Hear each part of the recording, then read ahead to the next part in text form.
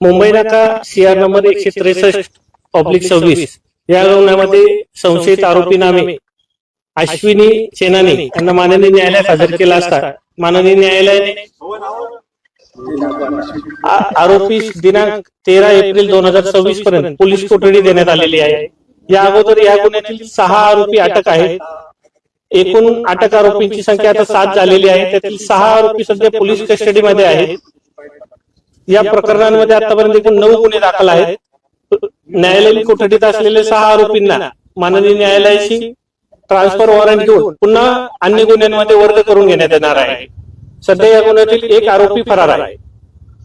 Sir, या सगळ्या संदर्भामध्ये जो तपास सुरू आहे त्यामध्ये नवीन काही पुरावे किंवा महत्वाच्या काही खुलासे झाले नाही, या प्रकरणामध्ये माननीय पोलीस आयुक्त संदीप कर्णिक सर यांच्या वतीने आवाहन करण्यात येत आहे की ज्या पीडित आहेत त्यांनी निर्भीडपणे पुढे यावं आणि आपल्यावरती झालेला अन्याय असेल तर आपण पोलीस स्टेशनला येऊन तक्रार दाखल करू शकता।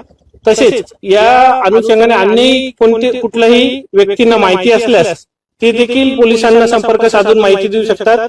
माहिती देणाऱ्या व्यक्तींचे नाव गोपनीय ठेवण्यात येईल। यामधील 6 आरोपी पोलीस कस्टडीत नसून ते न्यायालयीन कस्टडीत आहेत। त्यांना पोलीस कस्टडीमध्ये घेण्याकरता माननीय न्यायालयात ट्रान्सफर वॉरंट घेण्यात येणार आहे।